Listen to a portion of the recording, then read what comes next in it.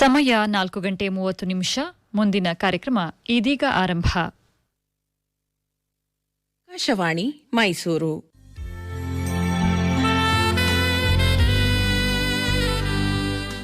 ಕೇಳುಗರಿಗೆಲ್ಲ ನಮಸ್ಕಾರ. ವಿಜ್ಞಾನ ಭಾರತಿ ಕಾರ್ಯಕ್ರಮಕ್ಕೆ ಸ್ವಾಗತ. ಕೇಳುಗರೆ, ಇಂದಿನ ಕಾರ್ಯಕ್ರಮದಲ್ಲಿ ಪರ್ಯಾಯ ಇಂಧನ ಹಾಗೂ ನವೀಕರಿಸಬಹುದಾದ ಇಂಧನ ಇಂದಿನ ಅಗತ್ಯ ಈ ಕುರಿತು ಮಾತುಕತೆ. ಭಾಗವಹಿಸುತ್ತಾರೆ ಎನರ್ಜಿ ಸ್ಪೆಷಲಿಸ್ಟ್ ಅನಿಲ್ ಕುಮಾರ್ ನಾಡಿಗೇರ್ ಮತ್ತು solar energy consultant Vishwajit L.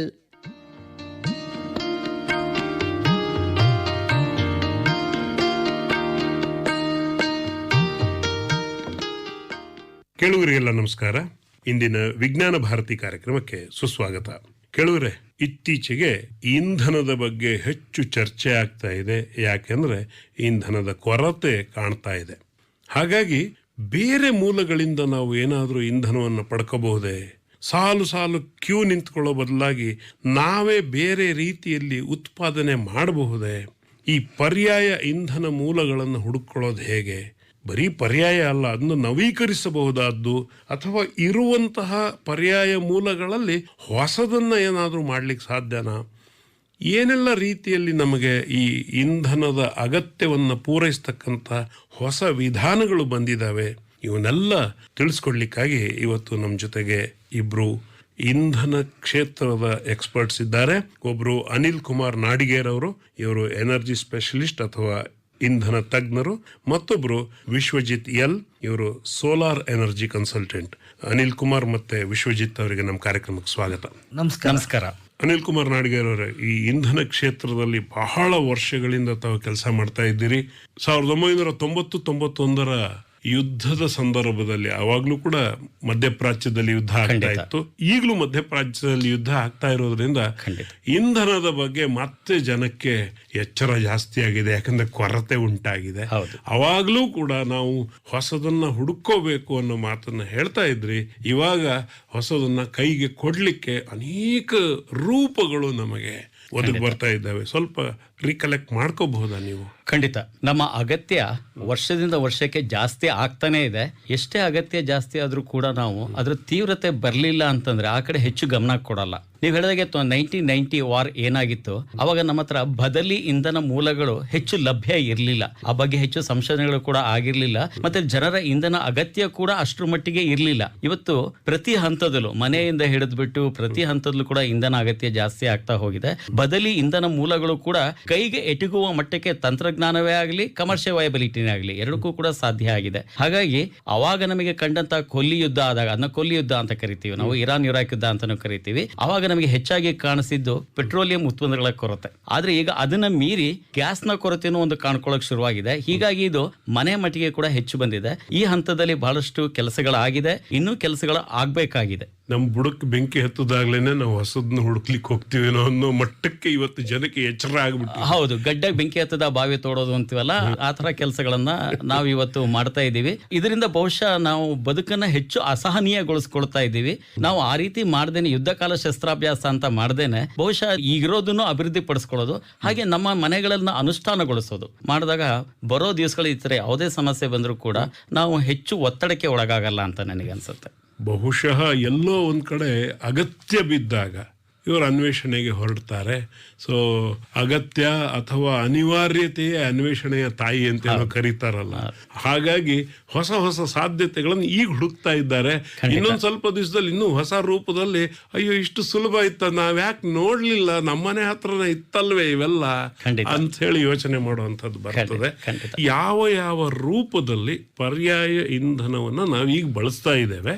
ಮತ್ತೆ ವಿಶ್ವಸಂಸ್ಥೆ ಒಂದಷ್ಟು ಸಸ್ಟೈನಬಲ್ ಗೋಲ್ಸ್ ಅಂತ ಹೇಳಿ 2030 ವೇಳೆಗೆ ನಾವು ಅಚೀವ್ ಮಾಡಬೇಕು ಅಂತ ಹೇಳಿದೆ ಬೇರೆ ಬೇರೆ ಕ್ಷೇತ್ರಗಳಲ್ಲಿ. ಆದ್ರೆ ಇಂಧನ ಕ್ಷೇತ್ರದಲ್ಲಿ ಭಾರತ ಈಗಾಗಲೇ ಆ ಹೆಜ್ಜೆಯನ್ನು ಸಾಧಿಸಿದೆ ಅನ್ನೋ ಒಂದು ಸಂತೋಷ ಮತ್ತೆ ಅಭಿವೃದ್ಧಿಯ ಒಂದು ಆಶಾಕಿರಣ ನಮ್ಮಲ್ಲಿದೆ. ಅದ್ರ ಬಗ್ಗೆ ಸ್ವಲ್ಪ ಹೇಳ್ತೀರಿ? ನಾವು 2030ಕ್ಕೆ ನಮ್ಮ ಒಟ್ಟಾರೆ ಇಂಧನ ಮೂಲಗಳೇನಿದೆ ಅದರ 50ನ್ನ ನವೀಕರಣ ಇಂಧನಗಳಿಂದನೇ ತಗೊಳ್ಬೇಕು ಅಂತ ಅನ್ಕೊಂಡಿದ್ವಿ. ಯಾಕೆಂದ್ರೆ ನಾವೀಗ ಹೆಚ್ಚು ಅವಲಂಬಿತರಾಗಿದ್ದು ನವೀಕರಣ ಅಲ್ಲದೇ ಇರುವಂತ ಇಂಧನಗಳಾದಂತಹ ಕಲ್ಲಿದ್ದಗಳಾಗಿರಬಹುದು, ಹಾಗೇನೆ ಆಯಿಲ್ ಆಗಿರ್ಬೋದು, ಕ್ರೂಡ್ ಆಯಿಲ್ ಅಂತ ಹೇಳ್ತೀವಲ್ಲ, ಕ್ರೂಡ್ ಆಯಿಲ್ ಆಗಿರ್ಬೋದು, ಹಾಗೆ ನ್ಯಾಚುರಲ್ ಗ್ಯಾಸ್. ಈ ಮೂರೇ ಸೋರ್ಸ್ಗಳು. ಇವತ್ತು ನಾವು LPG ಅಂತ ಏನ್ ಹೇಳ್ತೀವಿ, ಅದು ಕ್ರೂಡ್ ಆಯಿಲ್ ನಿಂದ ಬಂದಂತಹ ಒಂದು ಉತ್ಪನ್ನವೇ ಹೊರತು ಈ ಮೂರ ಮೇಲೆ ನಾವು ಅವಲಂಬಿತರಾಗಿದ್ದು. ಇದು 90% ನಾವು ಅದ್ರ ಮೇಲೆ ಅವಲಂಬಿತರಾಗಿದ್ವಿ ಎಲ್ಲದನ್ನು ಕೂಡ. ತುಂಬಾ ಸಂತೋಷದ ವಿಚಾರ ಅಂದ್ರೆ ಇವತ್ತು ನಮ್ಮ ಸ್ಥಾಪಿತ ಸಾಮರ್ಥ್ಯ ಏನಿದೆ ಅದಕ್ಕೆ 50ಕ್ಕಿಂತ ಹೆಚ್ಚು ನಾವು ನವೀಕರಣ ಇಂಧನಗಳಿಂದ ಬರ್ತಾ ಇದೆ. ಆ ನವೀಕರಣ ಇಂಧನದಲ್ಲಿ ಸೋಲಾರ್ ಅಗ್ರಮಾನ್ಯವಾಗಿದೆ ಇವತ್ತಿರೋದ್ರಲ್ಲಿ, ಹಾಗೆ ವಿಂಡ್ ಇದೆ, ಹಾಗೆ ಮೈಕ್ರೋ ಹೈಡ್ರೋ ಅಂತ ಕರಿತೀವಿ, ಸಣ್ಣ ಮಟ್ಟಿನ ಜಲ ಸ್ಥಾವರಗಳೇನಿದೆ ಅದ್ರ ಮೂಲಕ ತಗೊಳ್ಳೋದಾಗಿರ್ಬೋದು, ಬಯೋಗ್ಯಾಸ್ ಆಗಿರ್ಬೋದು. ಬಯೋಗ್ಯಾಸ್ ಅಂದ್ರೆ ವೇಸ್ಟ್ ಇಂದ ಎನರ್ಜಿ ತಗೊಳ್ತೀವಲ್ಲ, ವೇಸ್ಟ್ ಇಂದ ಎನರ್ಜಿ ಆಗಿದೆ. ಹಾಗೇನೆ ಇದೇ ರೀತಿ ಹಲವಾರು ಇನ್ನೂ ಸಂಶೋಧನೆಗಳು ಆಗ್ತಾ ಇದೆ. ಆ ಸಂಶೋಧನೆಗಳ ಮೂಲಕ ನಾವು 50ಕ್ಕಿಂತ ಹೆಚ್ಚು ನಮ್ಮ ಸ್ಥಾಪಿತ ಸಾಮರ್ಥ್ಯ ಏನಿದೆ ಅದು ಬದಲಿ ಇಂಧನ ಮೂಲಗಳಿಂದ, ನವೀಕರಣ ಇಂಧನ ಮೂಲಗಳಿಂದ ಪಡಿತಾ ಇದ್ದೀವಿ. ಇದು ನಾವು ಮಾಡಿರುವಂತಹ ಇವತ್ತು ಆಗಿರುವಂತಹ ಸಾಧನೆ.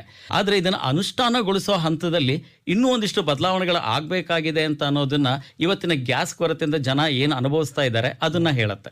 ಆ ಕೊರತೆಯನ್ನು ನೀಗಿಸ್ಲಿಕ್ಕೆ ಹೊಸ ಮಾರ್ಗಗಳನ್ನು ಕಂಡು ಹಿಡ್ಕೊಳ್ತಾ ನಿಮ್ಮಲ್ಲೇ ಇದ್ದದನ್ನ ಆವಿಷ್ಕಾರ ಮಾಡಿ ಅನ್ನೋ ಒಂದು ಮೆಸೇಜು ಹೋಗಿದೆ. ಖಂಡಿತ ಹೋಗಿದೆ. ಇವತ್ತು ನಾವು ಬಯೋಗ್ಯಾಸ್ ಅಂತ ಏನ್ ಹೇಳ್ತಾ ಇದ್ದೀನಿ, ಬಯೋಗ್ಯಾಸ್ ಅನ್ನೋದು ನಾವು ಉತ್ಪಾದನೆ ಮಾಡಿರುವಂತ ಗ್ಯಾಸ್. ನ್ಯಾಚುರಲ್ ಗ್ಯಾಸ್ ಅನ್ನೋದು ಭೂಮಿನಲ್ಲಿ ಸಿಗ್ತಾ ಇದ್ದಿದ್ದು. ಎರಡೂ ಕೂಡ ಕೆಮಿಕಲಿ ಒಂದೇ, ಮೀಥೇನ್ ಅಂತ ಕರಿತೀವಲ್ಲ, ಒಂದೇ, ನೆಲ್ಲಿಂದ ಬರ್ಲಿ ಇದರಿಂದ ಬರ್ಲಿ. ಇದನ್ನ ಗೋಬರ್ ಗ್ಯಾಸ್ ಅಂತ ನಾವು ಎಷ್ಟು ವರ್ಷಗಳಿಂದ ಮಾಡ್ಕೊಂಡ್ ಬಂದಿಲ್ಲ, ಶತಮಾನಗಳಿಂದ ಮಾಡ್ಕೊಂಡ್ ಬಂದಿದ್ದೀವಿ, 100 ವರ್ಷ ಹತ್ತತ್ರ ಆದ್ರೆ ಯಾವಾಗ ನಾವು ಬದಲಿ ಇಂಧನಗಳು ನಮಗೆ ಸುಲಭವಾಗಿ ಸಿಗೋ ಹಾಗಾಯ್ತು, ಅವಾಗ ಮೂಲ ಇಂಧನದ ಅಗತ್ಯಗಳನ್ನು ತಪ್ಪಿಸ್ಕೊಳ್ತಾ ಹೋದಾಗ ನಮ್ಗೆ ಏನಾಯ್ತು, ಈ ತರ ಕೊರತೆ ಬಂದಾಗ ನಮ್ಮ ಹತ್ರ ಬದಲಿ ಮೂಲಗಳು ಇರಲಿಲ್ಲ. ಹಾಗೆ ಸೋಲಾರ್ ವಿಚಾರಕ್ಕೂ ಬಂದ್ರು ಕೂಡ, ಸೋಲಾರ್ ಅನ್ನೋದು ಮುಂದಿನ ದಿನಗಳಲ್ಲಿ ಬಹುಶಃ ಪ್ರತಿ ಮನೆಗಳ ಮೇಲೂ ಕಾಣಲೇಬೇಕಾದ ಅಗತ್ಯತೆಗಳು ಬರುತ್ತೆ. ಆ ಅಗತ್ಯತೆಗಳು ನಮಗೆ ಈ ಸೋಲಾರ್ ಕಂಡುಹಿಡಿದು ಸಾಧಾರಣ 100 ವರ್ಷಗಳಾದ್ರೂ ಕೂಡ, ಬಳಕೆಗೆ ಬಂದು 50 ವರ್ಷಗಳ ಮೇಲಾದ್ರೂ ಕೂಡ ಹೆಚ್ಚು ಪ್ರಚಲಿತಿಗೆ ಬಂದಿದ್ದು ಈ ಒಂದು 10 ವರ್ಷಗಳಲ್ಲಿ ಮಾತ್ರ. ಹಾಗಾಗಿ ಅನುಷ್ಠಾನಗೊಳಿಸೋದಲ್ಲಿ ನಾವು ಬಹಳಷ್ಟು ಹಿಂದೆ ಇದ್ದೀವಿ ಅನ್ನೋದು ನನ್ನ ಅಭಿಪ್ರಾಯ. ಬಹುಶಃ ಪ್ರಧಾನಮಂತ್ರಿಗಳ ಒಂದು ಕನಸಿನ ಯೋಜನೆ ಹರ್ ಘರ್ ಸೂರ್ಯ ಯೋಜನೆ ಇವತ್ತು ಎಲ್ಲ ಕಡೆ ಅನುಷ್ಠಾನ ಆಗ್ತಾ ಇದೆ. ಸಬ್ಸಿಡಿ ತಗೊಳ್ಳಿ, ಸಬ್ಸಿಡಿ ತಗೊಳ್ಳದೇ ಇರಿ, ಆದ್ರೆ ಮನೆಯ ಛಾವಣಿಯ ಮೇಲೆ ಅಥವಾ ಅದಕ್ಕಾಗಿ ಟೆರೇಸ್ಗಳ ಮೇಲೆ ಒಂದಷ್ಟು ಜಾಗವನ್ನ ಈ ಸೋಲಾರ್ ಎನರ್ಜಿ ಪ್ಯಾನೆಲ್ಗಳನ್ನು ಹಾಕುವ ಒಂದು ಟ್ರೆಂಡ್ ಮೈಸೂರಲ್ಲಂತೂ ಕಂಡು ಬರ್ತಾ ಇದೆ. ಯಾಕಂದ್ರೆ ಮೀಟರ್ಗಳ ಕೊರತೆ ಉಂಟಾಗ್ತಾ ಇದೆ. ಮೊದಲು ಎಷ್ಟು ಇತ್ತೋ ಅದರ 10 ಪಟ್ಟು ಬೇಡಿಕೆನೂ ಜಾಸ್ತಿ ಆಗಿದೆ. ಬಹುಶಃ ಆ ವಿಚಾರವಾಗಿ ನಮ್ಮ ಸೋಲಾರ್ ಎನರ್ಜಿ ಕನ್ಸಲ್ಟೆಂಟ್ ವಿಶ್ವಜಿತ್ ಅವರು ಹೇಳ್ಬೋದು. ಹೇಗಿದೆ ಸರ್ ಇವಾಗ ಟ್ರೆಂಡ್? ತುಂಬಾ ಚೆನ್ನಾಗಿದೆ ಸರ್ ಸೋಲಾರ್ ಟ್ರೆಂಡ್ ಎಲ್ಲ. ಇವಾಗ ಕಳೆದ 2 ವರ್ಷದಿಂದ ಸಬ್ಸಿಡಿ ಎಲ್ಲ ಕೊಡಕ್ಕೆ ಸ್ಟಾರ್ಟ್ ಮಾಡಿದಾಗಿಂದ ತುಂಬಾ ಚೆನ್ನಾಗಿ ಎಲ್ಲರೂ ಎಂಕರೇಜ್ಮೆಂಟ್ ಇದೆ. ಕಸ್ಟಮರ್ಸ್ ವಾಕಿನ್ ಆಗ್ತಾ ಇದ್ದಾರೆ ಎಲ್ಲ ಕಡೆ. ಎಲ್ಲ ಗೌರ್ಮೆಂಟ್ ತುಂಬಾ ಸಹಕಾರ ಇದೆ. ಸಬ್ಸಿಡಿ ಎಲ್ಲ ಬೇಗ ಪ್ರೋಸೆಸ್ ಫುಲ್ ಎಲ್ಲ ಆನ್ಲೈನ್ ಮಾಡಿದ್ದಾರೆ. ಯಾವುದೇ ತರದ ಮುಂಚೆ ತರ ಕಷ್ಟ ಎಲ್ಲ ಏನಿಲ್ಲ. ಪ್ರತಿಯೊಂದು ಆನ್ಲೈನ್ ಅಲ್ಲಿ ಇರೋದ್ರಿಂದ ಫೈಲ್ ಎಲ್ಲ ಬೇಗ ಮೂವ್ ಆಗುತ್ತೆ. ಸಬ್ಸಿಡಿ ಕೂಡ ಅಕೌಂಟಿಗೆ ಬೇಗ ಬರುತ್ತೆ. ಈ ಪ್ಯಾನೆಲ್ಗಳನ್ನೆಲ್ಲ ತುಂಬಾ ಕಾಸ್ಟ್ಲಿ ಅಂತ ಹೆದರ್ಕೊಂಡು ಬಹಳಷ್ಟು ಜನ ಹಾಕ್ತಾ ಇರ್ಲಿಲ್ಲ. ಎಲ್ಲ ಒಂದು ಲೈಟು, ಒಂದು ಸ್ಟ್ರೀಟ್ ಲೈಟಿಗೆ ಅಥವಾ ಒಂದು ಸಣ್ಣ ಮೊಬೈಲ್ ಚಾರ್ಜರಿಗೆ ಅಥವಾ ಒಂದು ಬ್ಯಾಟರಿ ತರಹ ಒಂದು ಬ್ಯಾಕಪ್, ಸಾಮಾನ್ಯ ನಾವೇನ್ ಮಾಡ್ತಿದ್ವಿ ಎಮರ್ಜೆನ್ಸಿ ಲೈಟ್ ಅಂತ ಏನ್ ಕರಿತೀವಿ, ಅದನ್ನೆಲ್ಲ ಚಾರ್ಜ್ ಮಾಡಲಿಕ್ಕೆ ಒಂದು ಸಣ್ಣ ಪ್ರಮಾಣದಲ್ಲಿ ಬಳಕೆ ಇಟ್ಕೊಂಡಿದ್ರು. ಆದ್ರೆ ಇವತ್ತು ಇಡೀ ಮನೆಗೆ ಅವ್ರಿಗೆ ಎಷ್ಟು ಕಿಲೋವ್ಯಾಟ್ ಸಾಮರ್ಥ್ಯ ಬೇಕೋ ಅಷ್ಟು ಸಾಮರ್ಥ್ಯವನ್ನು ಅವರೇ ಪ್ರೊಡ್ಯೂಸ್ ಮಾಡೋ ಮಟ್ಟಕ್ಕೆ ಬಂದಿದ್ದಾರೆ. ಇವಾಗ ಮನೆಗಳಷ್ಟೇ ಅಲ್ಲ ಸರ್, ದೊಡ್ಡ ದೊಡ್ಡ ಇಂಡಸ್ಟ್ರಿ ಕೂಡ ಸೋಲಾರ್ ರನ್ ಆಗ್ತಿದೆ. 100% ಪ್ಯೂರ್ ಗ್ರೀನ್ ಎನರ್ಜಿ ರನ್ ಆಗ್ತಿದೆ. ಎಂತ ದೊಡ್ಡ ಮೆಷಿನರಿ ಆಗ್ಬೋದು ಸೋಲಾರ್ ರನ್ ಆಗುತ್ತೆ. ಚಿಕ್ಕದ ಬಲ್ಪ್ ಇಂದ ಹಿಡಿದು 20 HP 30 HP ಮೋಟರ್ ತನಕ ಸೋಲಾರ್ ರನ್ ಆಗ್ತಿದೆ. ಅಗ್ರಿಕಲ್ಚರ್ ಕಸ್ಟಮರ್ಗಳು ತುಂಬಾ ಜನ ಬರ್ತಾರೆ. ಇವಾಗ ಏನೋ ರೈತರುಗಳೆಲ್ಲ ನೀರಿನ ಕಷ್ಟ ಆಗಿದೆ ತುಂಬಾ. ಬೇಸಿಗೆಲ್ಲ ಕರೆಂಟ್ ಕನೆಕ್ಷನ್ ಬರೀ 6 ಗಂಟೆಗೆಲ್ಲ ಅಷ್ಟೇ ಇರುತ್ತೆ. ನೈಟ್ ಟೈಮ್ ಕರೆಂಟ್ ಬರುತ್ತೆ. ಡೇ ಟೈಮ್ ಫುಲ್ ಎಲ್ಲ ನೀರು ಬರೋದಕ್ಕೋಸ್ಕರ ಒಂದು ಸೋಲಾರ್ ಪಂಪ್ ಅಳವಡಿಸ್ಕೊಂಡ್ರೆ ಬೆಳಿಗ್ಗೆ 8 ಗಂಟೆ ಸಂಜೆ 5 ಗಂಟೆ ನೀರು ಬರ್ತಾನೆ ಇರುತ್ತೆ ಸೋಲಾರ್ ಅಲ್ಲಿ. ಅದು ಬಿಟ್ರೆ ಮನೆಗಳಿಗೆ ಅಂತ ಬಂದ್ರೆ ಇವಾಗ ಎಲ್ಲರ ಮನೆ ಬಿಲ್ ಒಂದು 30-40 ಮನೆ ಇತ್ತು ಅಂದ್ರೆ ಅವ್ರ ಮನೆ ಬಿಲ್ ಒಂದು 2,000 ರೂಪಾಯಿ ಮೇಲೆ ಇರುತ್ತೆ. ಅದೇ 60-40 5,000 ರೂಪಾಯಿ 6,000 ರೂಪಾಯಿ ತನಕ ಬರುತ್ತೆ ಲಿಫ್ಟ್ ಅಲ್ಲಿ ಇದ್ದವ್ರ ಮನೆ. ಅವರು ಸಿಂಪಲ್ ಆಗಿ 3 ಕಿಲೋವಾಟ್ 10 ಕಿಲೋವಾಟ್ ತನಕ ಇನ್ಸ್ಟಾಲ್ ಮಾಡಿಕೊಂಡು ಕೂಡ ಮನೆ ಮೇಲೆ ಸೋಲಾರ್ ಪ್ಯಾನಲ್ ನ ಪ್ರತಿ ತಿಂಗಳು ಕರೆಂಟ್ ಬಿಲ್ ಮೈನಸ್ ಆಗಿ ಅವ್ರ ಖಾತೆಗೆ ಒಂದಿಷ್ಟು ದುಡ್ಡು ಒಂದು 500ರಿಂದ 1,200 ತನಕ ಬರೋಷ್ಟು ಸೋಲಾರ್ ಆಗುತ್ತೆ. ಒಂದು ಉತ್ಪಾದನೆ ಜೊತೆಗೆ ಒಂದಷ್ಟು ಲಾಭವೂ ಆಗತ್ತೆ, ಸಂಪಾದನೆನೂ ಆಗತ್ತೆ ಅಂತೇಳಿ. ಇದು ಟೆಕ್ನಾಲಜಿ ಹೇಗೆ ತುಂಬಾ ಕಷ್ಟವಾಯಿದೆಲ್ಲ. ಯಾಕಂದ್ರೆ ತುಂಬಾ ಜನಕ್ಕೆ ಅಯ್ಯೋ ಅದೇನೋ ಬಹಳ ಕಣ್ರಿ ಅಂತ ಹೇಳಿ ಕತೆ ಕಟ್ತಿರ್ತಾರೆ. ಒಂದು ಸೋಲಾರ್ ಅಲ್ಲಿ ಸರ್ ಯಾವುದೇ ಮೂವಿಂಗ್ ಪಾರ್ಟ್ಸ್ ಇಲ್ಲ, ಮೇಂಟೆನೆನ್ಸ್ 0. ಕಂಪ್ನಿ ಕಡೆಯಿಂದ 25ರಿಂದ 30 ವರ್ಷದ ವ್ಯಾರಂಟಿ ಇದೆ. ಸರ್ಕಾರದಿಂದ 25 ವರ್ಷ ಅಗ್ರಿಮೆಂಟ್ ಇದೆ. ಆಮೇಲೆ ಇನ್ವರ್ಟರ್ ಅಂತ ಒಂದು ಕಾಂಪೊನೆಂಟ್ ಬರುತ್ತೆ ಮೇನ್ ಅದಕ್ಕೆ ಇವಾಗೆಲ್ಲ 10 ವರ್ಷ ವ್ಯಾರಂಟಿ ಕೊಡ್ತಾ ಇದ್ದಾರೆ ಇನ್ವರ್ಟರ್ಗೆ. ಇದ್ರ ಜೊತೆ ನಾವು ಕೆಲಸ ಮಾಡಬೇಕಾದ್ರೆ ಹೇಗೆ ಕೆಲಸ ಮಾಡ್ತೀವಿ ಅಂತ ಡಿಪೆಂಡ್ ಆಗುತ್ತೆ. ಸ್ಟ್ರಕ್ಚರ್ ಕ್ವಾಲಿಟಿ ಮೇನ್ ಇಂಪಾರ್ಟೆಂಟ್ ಆಗುತ್ತೆ. ಸ್ಟ್ರಕ್ಚರು ಸೋಲಾರ್ ಪ್ಯಾನಲ್ ಗಟ್ಟಿಗೆ ಹಿಡಿದುಕೊಳ್ಳೋಕೆ ರೂಫ್ ಮೇಲೆ. ನೆಕ್ಸ್ಟ್ ಬಂದು ಇನ್ವರ್ಟರ್ ಬರುತ್ತೆ. ಇನ್ವರ್ಟರ್ಗೆ ಪ್ರೊಟೆಕ್ಷನ್ ಅಂತ ಹೇಳಿ ಎಡಗಡೆಯಲ್ಲಿ ACDB, ಬಲಗಡೆ DCDB ಅಂತ ಹಾಕ್ತಿವಿ. DC distribution box, AC distribution box ಅಂತ. DC ಡಿಸ್ಟ್ರಿಬ್ಯೂಷನ್ ಬಾಕ್ಸ್ ಅಂದ್ರೆ ಸೋಲಾರ್ ಪ್ಯಾನಲ್ ಇಂದ ಹೈ ವೋಲ್ಟೇಜ್ ಬಂದ್ರೆ ಅದು ಗ್ರೌಂಡ್ ಆಗಕ್ಕೋಸ್ಕರ, ಸೇಫ್ಟಿಗೋಸ್ಕರ ಹಾಕೋದು. ACDB ಅಂದ್ರೆ AC ಸೈಡ್ KB ಇಂದ ಏನಾದ್ರು ಹೈ ವೋಲ್ಟೇಜ್ ಬಂತು, ಏನಾರು ಆಯ್ತು, ಸೆಲ್ಫ್ ಕನ್ಸ್ಯೂಮರ್ SPD ಟ್ರಿಪ್ ಆಗುತ್ತೆ ಅವೆಲ್ಲ. ಇನ್ನು ಅದು ಬಿಟ್ಟರೆ 3 ಅರ್ಥಿಂಗ್ ಮಾಡ್ಬೇಕಾಗತ್ತೆ. ಅರ್ಥಿಂಗ್ ಜೊತೆ ಲೈಟ್ನಿಂಗ್ ಅರೆಸ್ಟ್ ಅಂತ ಮಾಡ್ತೀವಿ. ಅದೇನಂದ್ರೆ ಸಿಡ್ಲು ಬಂದ್ರೆ ಗ್ರೌಂಡ್ ಆಗೋ ತರ ಕಂಪ್ಲೀಟ್ ಪ್ರೊಟೆಕ್ಷನ್ ಇರುತ್ತೆ. ಇವಾಗ ಸರ್ಕಾರದಿಂದ ಸ್ಮಾರ್ಟ್ ಮೀಟರ್ ಅಳವಡಿಕೆ ಆಗ್ತಿರೋದ್ರಿಂದ ಮುಂಚೆ ಎಲ್ಲ ಮೀಟರ್ ರೀಡರ್ ಬಂದು ಬಿಲ್ ಕೊಡ್ಬೇಕಿತ್ತು. ಇವಾಗ ಆಪ್ ಮುಖಾಂತರ ಕಸ್ಟಮರ್ಗಳಿಗೆ ಇವತ್ತು ಎಷ್ಟು ಉತ್ಪಾದನೆ ಆಗಿದೆ, ಎಷ್ಟು ಖರ್ಚಾಗಿದೆ, ಎಷ್ಟು ಎಕ್ಸ್ಪೋರ್ಟ್ ಆಗಿದೆ ಅಂತ ಮೊಬೈಲ್ ಸಂಜೆಗೆ ನೋಡ್ಕೋಬಹುದು. ಇವಾಗ ಅಲ್ಲೇ ಗೊತ್ತಾಗುತ್ತೆ. ತಿಂಗಳಲ್ಲಿ ಎಷ್ಟು ಇಂಪೋರ್ಟ್ ಎಕ್ಸ್ಪೋರ್ಟ್ ಲೆಕ್ಕ ಹಾಕಿದ್ರೆ ದುಡ್ಡು ಎಷ್ಟು ನಮಗ್ ಬರುತ್ತೆ ಅಥವಾ ನಾವೆಷ್ಟು ಅವ್ರಿಗೆ ಕಟ್ಟಬೇಕು. ಹೌದು, ಎರಡು ಕೂಡ ಇದೆ. ಆಮೇಲೆ ಇವಾಗ ಬರೋ ಇನ್ವರ್ಟರ್ಸ್ ಎಲ್ಲ ವೆಬ್ ಬೇಸ್ಡ್ ಬಂದಿದೆ. ಅದರಿಂದ ನಿಮ್ ಮೊಬೈಲ್ ಅಲ್ಲೇ ನಾವು ರೀಡಿಂಗ್ಸ್ ಚೆಕ್ ಮಾಡಬಹುದು. ಇನ್ ಕೇಸ್ ಫಾಲ್ಟ್ ಏನಾದ್ರು ಬಂತು ಅಂದ್ರೆ ನಿಮ್ಮ ಯೂಸರ್ ID ಪಾಸ್ವರ್ಡ್ ನಾನು ಲಾಗಿನ್ ಮಾಡಿ ನೋಡಿದ್ರೆ ಎಲ್ಲಿ ಫಾಲ್ಟ್ ಆಯ್ತು ಚೆಕ್ ಮಾಡಿ ಅಲ್ಲೇ ಕೂತ್ಕೊಂಡು ರಿಪೇರಿ ಮಾಡಬಹುದು ನಾವು ಇನ್ವರ್ಟರ್ಸ್. ಅಲ್ಲಿಯೇ ಮಾಡುವಂತ ಟೆಕ್ನಾಲಜಿ ಕೂಡ ಇದೆ. ಈಗ 1 ಕಿಲೋವ್ಯಾಟ್ ಸಾಕಾಗಲ್ಲ. ಸಾಮಾನ್ಯ 2 ಕಿಲೋವ್ಯಾಟ್ ಮನೆಯ LT2 ಯಾವುದು ಕನ್ಸಂಪ್ಷನ್ ಇದೆ ಅವರು, ಅಥವಾ ಅವರು 3 kilowatt depending on the usage ಅಂತ ಇಟ್ಕೊಂಡ್ರೆ 1 ಕಿಲೋವ್ಯಾಟ್ ಸಾಮರ್ಥ್ಯ ಈ ಮನೆಗೆ ನಾನು ಹಾಕಬೇಕು ಅಂದ್ರೆ ಎಷ್ಟು ಇನ್ವೆಸ್ಟ್ ಮಾಡಬೇಕಾಗತ್ತೆ? ಇನ್ವೆಸ್ಟ್ಮೆಂಟ್ ವೈಸ್ ಹೋದ್ರೆ up to 3 kilowatt investment cost same ಇರುತ್ತೆ. ಯಾಕಂದ್ರೆ ಪ್ಯಾನಲ್ ಕಾಸ್ಟ್ ಅಷ್ಟೇ ಕಮ್ಮಿ ಆಗಿದೆ, ಮಿಕ್ಕಿದೆಲ್ಲ ಖರ್ಚು ಸೇಮ್ ಇರೋದ್ರಿಂದ 1.5 ಲಕ್ಷದಿಂದ 2 ಲಕ್ಷ ತನಕ ಖರ್ಚಾಗುತ್ತೆ 1ರಿಂದ 3 ಕಿಲೋವ್ಯಾಟ್ ತನಕ. ಅದು ಬಿಟ್ರೆ 5 ಕಿಲೋವ್ಯಾಟ್ ಮೇಲೆ ರೇಟ್ ಜಾಸ್ತಿ ಆಗ್ತಾ ಹೋಗುತ್ತೆ. ನೀವು ಹೆಂಗೆ ಕ್ಯಾಲ್ಕುಲೇಟ್ ಮಾಡ್ಕೋಬಹುದು ಅಂದ್ರೆ ತಿಂಗಳಲ್ಲಿ ನಿಮ್ದು ಎಷ್ಟು ಬರ್ತಿದೆ ಆವರೇಜ್ ಬಿಲ್ ನೋಡ್ಕೋಬೇಕು. ಬಿಲ್ ಅಲ್ಲಿ ಅವರೇ ಕೊಡ್ತಿದ್ದಾರೆ ಎಲ್ಲ ನಿಮ್ದು ಆವರೇಜ್ ಕನ್ಸಂಪ್ಷನ್ ಎಷ್ಟಿದೆ ಅಂತ ನೋಡ್ಕೊಂಡ್ಬಿಟ್ಟು ನಮ್ 1 ಕಿಲೋವ್ಯಾಟ್ ಸೋಲಾರ್ ರೂಫ್ ಟಾಪ್ ಅಲ್ಲಿ ದಿನಕ್ಕೆ 4 ಯೂನಿಟ್ ಜನರೇಟ್ ಆಗುತ್ತೆ ಸೋಲಾರ್ ಇಂದ. ಹಾಗೆ ನಮ್ದು ಕನ್ಸಂಪ್ಷನ್ ಬಂದು 400 ಯೂನಿಟ್ ಇದೆ ಅಂದ್ರೆ ಒಂದು 5 ಕಿಲೋವ್ಯಾಟ್ ಇನ್ಸ್ಟಾಲೇಷನ್ ಹೋಗೋದು ಒಳ್ಳೆದಾಗುತ್ತೆ. ಹೇಗೆ ಅಂದ್ರೆ 1 ಕಿಲೋವ್ಯಾಟ್ ಇಂದ 4 ಯೂನಿಟ್ ಜನರೇಟ್ ಆಗಿ ಹಂಗೆ 5 ಕಿಲೋವ್ಯಾಟ್ ಇಂದ ದಿನಕ್ಕೆ 20 ಯೂನಿಟ್ ಜನರೇಷನ್ ಆಗುತ್ತೆ ಸೋಲಾರ್ ಅಲ್ಲಿ. ಇಂಟು ತಿಂಗಳಲ್ಲಿ 30 ದಿನ ಇರೋದ್ರಿಂದ ತಿಂಗಳಿಗೆ 600 ಯೂನಿಟ್ ತನಕ ಜನರೇಷನ್ ಆಗುತ್ತೆ.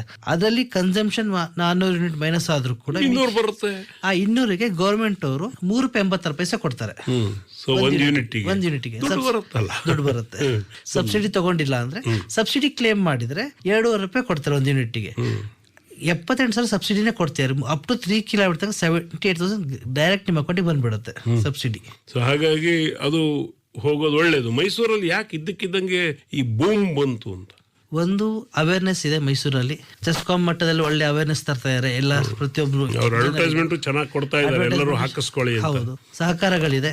ಅದು ಬಿಟ್ರೆ ಇಲ್ಲಿ ಅವೇರ್ನೆಸ್ ತುಂಬಾ ಇದೆ. ಮೈಸೂರು ಅವತ್ತು ಮಾದರಿ ಸಿಟಿ ಇಡೀ ದೇಶಕ್ಕೆ, ಎಲ್ಲಾ ವಿಷಯದಲ್ಲೂ ಅಷ್ಟೇ ಮಾದರಿ ಸಿಟಿ. ಹೌದು, ಕ್ಲೀನ್ ಎನರ್ಜಿಗೂ ಹೌದು, ಎಲ್ಲದಕ್ಕೂ ಸ್ವಲ್ಪ ಬುದ್ಧಿಜೀವಿಗಳು ಇದ್ದಾರೆ, ಯೋಚನೆ ಮಾಡೋರು ಇದ್ದಾರೆ. ಹಾಗಾಗಿ ಒಂದು ಲಾಭ ಅಂತೀರಿ. ಹೌದು, ಸೊ ಸೋಲಾರಿಗೆ ಹೋಗೋದು ಒಳ್ಳೇದು, ತುಂಬಾ ಒಳ್ಳೇದು. ಯಾಕಂದ್ರೆ ಈ ಕ್ಷಣಕ್ಕೆ ಮನೆಗೆ ಹೀಟಿಂಗ್ ಇಂದ ಹಿಡಿದು ಅಡಿಗೆ ಮನೆಯಿಂದ ಹಿಡಿದು ಎಲ್ಲದಕ್ಕೂ ಬರುತ್ತದೆ. ಇವಾಗ ಏನಾಗಿದೆ ಅಂದ್ರೆ ಮುಂಚೆ ಎಲ್ಲ ನಮ್ಮ ಅಜ್ಜಿ ಕಾಲದಲ್ಲಿ ಸೌದೆ ಒಲೆಯಿಂದ ಗ್ಯಾಸ್ ಸ್ಟವ್ ಅಪ್ಗ್ರೇಡ್ ಆದ್ರು. ನೆಕ್ಸ್ಟ್ ಜನರೇಷನ್ ಕುಕಿಂಗ್ ಎಲ್ಲ ಇಂಡಕ್ಷನ್ ಸ್ಟವ್ ಗೆ ಮೈಕ್ರೋವೇವ್ ಅಪ್ಗ್ರೇಡ್ ಆಗ್ತಾ ಇದ್ದಾರೆ. ಬರ್ತಾ ಯಾವುದೇ ಮನೆಯಲ್ಲಿ ಎಲೆಕ್ಟ್ರಿಕಲ್ ಕನ್ಸಂಪ್ಷನ್ ಜಾಸ್ತಿ ಆಗ್ತಿದೆ, ಕಮ್ಮಿ ಆಗ್ತಿಲ್ಲ. ಒಂದ್ ಮೊಬೈಲ್ ಇಂದ ಹಿಡಿದು ಒಂದು ಮನೆ ಕ್ಲೀನ್ ಮಾಡೋ ರೋಬೋಟ್ ತನಕ ಎಲ್ಲದಕ್ಕೆ ಕರೆಂಟ್ ಚಾರ್ಜ್ ಬೇಕು. ಜೊತೆಗೆ ನಮ್ಮ ವೆಹಿಕಲ್ಗೂ ಚಾರ್ಜ್ ಮಾಡ್ಬೇಕಲ್ಲ. ವೆಹಿಕಲ್ ಇವಿ ವೆಹಿಕಲ್ಸ್ ಜಾಸ್ತಿ ಆಗ್ತದೆ. ಇವಿದು ಅವೇರ್ನೆಸ್ ತುಂಬಾ ಆಗೋದ್ರಿಂದ ಸೋಲಾರ್ಗೆ ತುಂಬಾ ಒಟ್ಟು ನಾವೇ ಪ್ರೊಡ್ಯೂಸ್ ಮಾಡಿ ನಾವೇ ಬಳಸ್ಕೊಂಡ್ಬಿಡೋಣ, ಎಷ್ಟು ಸಾಧ್ಯ ಆಗುತ್ತೆ ಅಷ್ಟು ಅಂತ ಹೇಳಿ ಅದು ಲಾಭ. ಇನ್ನು ಅನಿಲ್ ಕುಮಾರ್ ನಾಡಿಗೇರ್ ಅವರೇ, ಈ ಪರ್ಯಾಯ ರೂಪದಲ್ಲಿ ಬಂದಾಗ ವಿದ್ಯುತ್ತನ್ನು ಕೂಡ ಗ್ಯಾಸ್ ತರ ಬಳಸೋದು ಮೊನ್ನೆ ಪೇಪರ್ ಅಲ್ಲಿ ಓದ್ದೆ, ಒಂದು ವಿಡಿಯೋನು ನೋಡಿದೆ ನಾನು. ಎಂತ ಪ್ಲಾಸ್ಮಾ ಎನರ್ಜಿ ಅಂತ, ವಾಟ್ ಇಸ್ ದಿಸ್? ಖಂಡಿತ. ಈಗ ನಮಗೆ ಏನು ವಿದ್ಯುತ್ತಿನ ಮೂಲಕ ಕಣ್ಣಿಗೆ ಕಾಣುವಂತಹ ಜ್ವಾಲೆ ಏನಿದೆ ಅದನ್ನ ಮಾಡೋದನ್ನ ನಾವು ಎಲೆಕ್ಟ್ರಿಕಲ್ ಗ್ಯಾಸ್ ಅಂತ ಹೇಳಿ ಮಾಮೂಲಾಗಿ ನಾವು ಮಾತಾಡ್ತಾ ಕೂತ್ಕೊಳ್ತೀವಿ. ಇದು ನಿಜವಾಗ್ಲೂ ಏನು ಅಂತಂದ್ರೆ, ಯಾವಾಗ ಹೈ ವೋಲ್ಟೇಜ್ ನಾವು ಪ್ರೊಡ್ಯೂಸ್ ಮಾಡ್ತೀವಿ, ಹೈ ವೋಲ್ಟೇಜ್ ನ ಪ್ರೊಡ್ಯೂಸ್ ಮಾಡಿದಾಗ ಅದು ಗ್ಯಾಸ್ ಅನ್ನ ಅಯೋನೈಸ್ ಮಾಡುತ್ತೆ. ಅದನ್ನ ನಾವು ಪ್ಲಾಸ್ಮಾ ಅಂತ ಕರಿತೀವಿ, ಅಥವಾ ಫೋರ್ ಸ್ಟೇಟ್ ಆಫ್ ಮ್ಯಾಟರ್ ಅಂತ ಕರಿತೀವಿ. ಯಾವಾಗ ಆ ಪ್ಲಾಸ್ಮಾ ಎನರ್ಜಿ ಇದೆ ಅದು ಹತ್ಕೊಂಡು ಉರಿಯಕ್ಕೆ ಸ್ಟಾರ್ಟ್ ಆಗುತ್ತೆ, ಅವಾಗ ನಿಮಗೆ ಫ್ಲೇಮ್ ರೂಪದಲ್ಲಿ ಕಾಣುತ್ತೆ.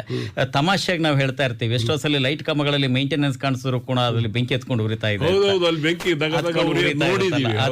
ಅದೇ ತಂತ್ರಜ್ಞಾನದ ವಿಚಾರದಲ್ಲಿ ಅದೇ ಹೆಚ್ಚಿನ ವೋಲ್ಟೇಜ್ ಉಪಯೋಗಿಸಿ ಫೋರ್ ಸ್ಟೇಟ್ ಆಫ್ ಮ್ಯಾಟರ್ ಅಂದ್ರೆ ಪ್ಲಾಸ್ಮಾ ಎನರ್ಜಿ ಮೂಲಕ ಮಾಡೋದು ಕಣ್ಣಿಗೆ ಕಾಣುವಂತ ಜ್ವಾಲೆ ಕಾಣುತ್ತೆ. ಅದಲ್ದೇನೆ ಈಗ ಬೇರೆ ಬೇರೆ ತಂತ್ರಜ್ಞಾನಗಳು ಬೇಕಾದಷ್ಟಿದೆ. IR ತಂತ್ರಜ್ಞಾನ ಇದೆ, ಇನ್ಫ್ರಾ ರೇಡಿಯೇಷನ್ ತಂತ್ರಜ್ಞಾನ ಇದೆ, ಹಾಗೆ ಇಂಡಕ್ಷನ್ ಸ್ಟವ್ ಅಂತೂ ನಾವು ಕೇಳ್ತಾನೆ ಇದ್ದೀವಿ. ಸೊ ಈ ಬರೋ ದಿವಸಗಳಲ್ಲಿ ಈ ತಂತ್ರಜ್ಞಾನ ಇವೆಲ್ಲದಕ್ಕಿಂತನೇ ಹೆಚ್ಚಿನ ಶಾಖ ಕೊಡುತ್ತೆ ಅನ್ನುವಂತಹ ಒಂದು ವಿಧಾನ ಇದೆ. ಬಹುಶಃ ಉಪಯೋಗಿಸ್ತಾ ಗೊತ್ತಾಗ್ಬೋದು. ಜೊತೆಗೆ ವೇಗವನ್ನು ಜಾಸ್ತಿ ಇದೆ ಇವಾಗ, ಹೆಚ್ಚೊತ್ತು ಕಾಯಂಗಿಲ್ಲ. ಅದಕ್ಕೆ ಟೈಮಿಂಗ್ ಸೆಟ್ ಮಾಡಿದ್ರೆ ಅದೆಲ್ಲ ಮುಗಿಸಿಟ್ಬಿಡುತ್ತೆ. ಮೈಕ್ರೋವೇವ್ ಅಲ್ಲೂ ಅಷ್ಟೇ, ಇಷ್ಟು ಮಿನಿಟ್ಸ್ ಅಂತ ಸೆಟ್ ಮಾಡಿದ್ರೆ ತನ್ನಷ್ಟಕ್ಕೆ ತಾನೇ ನಿಂತ್ಕೊಳ್ಳುತ್ತೆ. ಹೌದು, ಒಂದ್ ಕಡೆ ಎನರ್ಜಿ ಸೇವ್ ಕೂಡ ಆಗತ್ತೆ, ಬಳಕೆನೂ ಆಗಿರುತ್ತೆ. ಹೌದು. ಇನ್ನು ಹೊಸ ರೀತಿ ಏನ್ ಬರ್ತಾ ಇದೆ? ನಾವು ಗ್ಯಾಸ್ ವಿಧಾನಕ್ಕೆ ಹೇಳೋದಾದ್ರೆ, ಮೊದಲನೇ ನಾವೀಗ ಏನು ಗ್ಯಾಸ್ ನ ಬಳಕೆ ಮಾಡ್ತಾ ಇದೀವಿ, ನಮ್ಗೆ ಗ್ಯಾಸ್ ನ ಸಿಲಿಂಡರ್ ರೂಪದಲ್ಲೇ ನೋಡಿದೀವಿ, ಸಿಲಿಂಡರ್ ರೂಪದಲ್ಲೇ ಬೇಕು ಅನ್ನೋದು ಮನೆಗೆ ಸಿಲಿಂಡರ್ ಕೊಟ್ಟು ಹೋಗ್ತಾ ಇದ್ದಾರೆ. ಇಷ್ಟು ವರ್ಷ ಅದೇ ತಾನೆ. ಅದಲ್ದೇನೆ ದೊಡ್ಡ ಕಡೆಯಲ್ಲಿ PNG ಗಳು ಬರ್ತಾ ಇದೆ, ಪೈಪ್ಡ್ ನ್ಯಾಚುರಲ್ ಗ್ಯಾಸ್ ಅಂತ ಕರಿತೀವಿ. ಒಂದು ಕಡೆಯಿಂದ ಗ್ಯಾಸ್ ಪ್ರೊಡ್ಯೂಸ್ ಆಗಿದ್ದು ಪೈಪ್ ಗಳಿಗೆ ಮನೆಗಳಲ್ಲಿ ಬರ್ತಾ ಇದೆ. ಮೈಸೂರಲ್ಲೂ ಒಂದ್ ಲೈನ್ ಬಂದಿದೆ, ತುಂಬಾ ಕಡೆಗಳಲ್ಲಿ ಬಂದಿದೆ. ಈ ಗ್ಯಾಸ್ಗೆ ಬರೋ ದಿವಸಗಳಲ್ಲಿ ಬಯೋಗ್ಯಾಸ್ ಗಳನ್ನ ಮಿಕ್ಸ್ ಮಾಡ್ತಾರೆ. ಬಯೋಗ್ಯಾಸ್ ಅಂದ್ರೆ ಜೈವಿಕ ಇಂಧನಗಳನ್ನ ಮಿಕ್ಸ್ ಮಾಡಿದಾಗ ನಮಗೆ ಇನ್ನಷ್ಟು ಇದು ಸುಸ್ಥಿರ ತಂತ್ರಜ್ಞಾನದ ಕಡೆ ಹೋಗುತ್ತೆ. ಈ ತಂತ್ರಜ್ಞಾನ ಆಲ್ರೆಡಿ ಪ್ರಚಲಿತಕ್ಕೆ ಬಂದಿದೆ, ಇನ್ನಷ್ಟು ಜನರ ಬಳಕೆ ಹೆಚ್ಚಾಗಬೇಕಾಗಿದೆ. ಹಾಗೇನೆ ಡೈಮೀಥೈಲ್ ಈಥರ್ ಅಂತ ಕರಿತೀವಿ, DME ಅಂತ ಕರಿತೀವಿ, ಅದಿನ್ನು ಪ್ರಾಯೋಗಿಕ ಹಂತದಲ್ಲಿದೆ. ಅದು ಬಂದರೂ ಕೂಡ ಗ್ಯಾಸ್ಗೆ ಪರ್ಯಾಯವಾಗಿ ಕೆಲಸ ಮಾಡಲಿದೆ. ಹಾಗೇನೆ ಈ ಬಯೋಗ್ಯಾಸ್ಗಳನ್ನ, ಪೂರ್ತಿ ಬಯೋಗ್ಯಾಸ್ಗಳನ್ನ ನೀವು ಮಿಶ್ರಣವಾಗಿ ಹೇಳಿದೆ, ಪೂರ್ತಿ ಬಯೋಗ್ಯಾಸ್ಗಳನ್ನ ತಯಾರು ಮಾಡಿ ಅದನ್ನು ಒತ್ತಡಗಳಲ್ಲಿ ಸಿಲಿಂಡರ್ಗಳಲ್ಲಿ ತುಂಬಿಸಿ ಮನೆಗಳಿಗೆ ಕೊಡಬಹುದಾದ ಪ್ರಯತ್ನ ಸಾಕಷ್ಟು ಪ್ರಗತಿಯಲ್ಲಿದೆ. ಇದನ್ನ ಬರೋ ದಿವಸಗಳಲ್ಲಿ 10 ದಿವಸಗಳಲ್ಲೇ ನಾವು ಇದನ್ನ ನೋಡ್ತಾ ಇದ್ದೀವಿ. ಹರಿಯಾಣದಲ್ಲಿ ಯಾರೋ ಒಬ್ರು ಮಾಡಿ ಅದನ್ನ ಮನೆಗೆ ಕೊಟ್ಟು ಬಂದಿದ್ದಾರೆ. ಹೌದು. ಹಾಗೇನೆ ಗೋಬರ್ ಗ್ಯಾಸ್ ಅನ್ನೋದು ಏನಿದೆ, ಗ್ರಾಮೀಣ ಪ್ರದೇಶಗಳಲ್ಲಿ ಒಂದು ಹಂತದಲ್ಲಿ ಹೇಗೆ ನಿಂತೋಗಿತ್ತು, ಇದು ಎಷ್ಟೊಂದು NGOಗಳ ಸಹಾಯಗಳಿಂದ ಇದು ಇನ್ನಷ್ಟು ಮುಂದೆ ಬರಕ್ಕೆ ಪ್ರಾರಂಭ ಆಗೋಗಿದೆ. ಇದು ಮೈಸೂರು ಹತ್ತಿರದಲ್ಲೇ 2-3 ಗ್ರಾಮಗಳಲ್ಲಿ ಇದ್ರ ಬಗ್ಗೆ ಪ್ರಾಯೋಗಿಕ ಹಂತಗಳಾಗಿ ಅದಕ್ಕೆ ಅವರಿಂದ ಬರೀ ಒಂದಿಷ್ಟು ಕಡಿಮೆ ಹಣಗಳನ್ನ ತಗೊಂಡ್ಬಿಟ್ಟು ಉಳಿದ ಹಣಗಳನ್ನ NGOಗಳು ಬರೆಸಿ ಸುಮಾರು 100ಕ್ಕೂ ಹೆಚ್ಚು ಬಯೋಗ್ಯಾಸ್ ಪ್ಲಾಂಟ್ಗಳು ಮೈಸೂರು ಸುತ್ತಮುತ್ತಲು, ಸರ್ಗೂರು ಅಂತ ಗ್ರಾಮಗಳಲ್ಲಿ ಆಲ್ರೆಡಿ ಆಗಿದೆ. ಬಹುಶಃ ಇದು ಒಂದು ರೀತಿಯ ಒತ್ತಡವನ್ನ ಗ್ಯಾಸ್ ಮೇಲೆ ಅವಲಂಬತೆಯನ್ನ ತಪ್ಪಿಸುತ್ತೆ. ಇದಿಷ್ಟು ಕಣ್ಣಿಗೆ ಕಾಣುವಂತಹ ಬದಲಾವಣೆಗಳು ನಮ್ಮ ಮಟ್ಟದಲ್ಲಿ. ಎಲ್ಲೋ ಒಂದ್ ಕಡೆ ಸಹಕಾರಿ ತತ್ವದ ಮೇಲೆ ಇವೆಲ್ಲ ನಡೀತಾ ಇದ್ದಾವೆ. ನಾವು ಒಂದಷ್ಟು ಕೊಡ್ತೀವಿ, ನೀವು ಮಾಡಿ ಹೇಳಿ. ಅಂದ್ರೆ ಅವ್ರಿಗೂ ಒಂದಿಷ್ಟು ಬದ್ಧತೆ ಇರುತ್ತೆ, ಪ್ರೋತ್ಸಾಹಧನ ಕೊಟ್ಟಂಗೆ ನಿಜವಾದ ಆಸಕ್ತರು ಮುಂದೆ ಬರ್ತಾರೆ. ಈ ಕಾರಣಗಳಿಂದ NGOಗಳು CSR ಫಂಡಿಂಗ್ ಗಳನ್ನು ನಾವು ಅಪ್ರಿಶಿಯೇಟ್ ಮಾಡಲೇಬೇಕು. CSR ಫಂಡಿಂಗ್ ಗಳಲ್ಲಿ ಎಷ್ಟೊಂದು ಹಣಗಳನ್ನ ಅವರು ಈ ಸುಸ್ಥಿರತೆಗೆ ವ್ಯಯಿಸ್ತಾ ಇರೋದ್ರಿಂದ ನಾವು 2070 ಏನು ಗುರಿ ಇಟ್ಕೊಂಡಿದ್ವಿ, 2070 ಏನು ಗುರಿ ಇಟ್ಕೊಂಡಿದೀವಿ, India is going to become carbon neutral, ಅಂದ್ರೆ ನಮ್ಮಲ್ಲಿಂದ ಇಂಗಾಲದ ಹೊರಸೂಸುವಿಕೆ ಇರೋದೇ ಇಲ್ಲ. ಆ ಗುರಿನ ಬಹುಶಃ ನಾವು ತಲುಪ್ತೀವಿ ಅನ್ನೋ ಆತ್ಮವಿಶ್ವಾಸನ ಇದೆಲ್ಲ ಮೂಡಿಸುತ್ತೆ. ಸಸ್ಟೈನಬಲ್ ಎನರ್ಜಿ ಅಚೀವ್ ಮಾಡೋದ್ರಲ್ಲಿ ಆಗ್ಲೇ ನಾವು ದಾಪಗಾಲ್ ಇಟ್ಬಿಟ್ಟಿದ್ದೀವಿ. More than 50% we have achieved. ಇನ್ನು ಮಾಡೋದು ತುಂಬಾ ಇದೆ.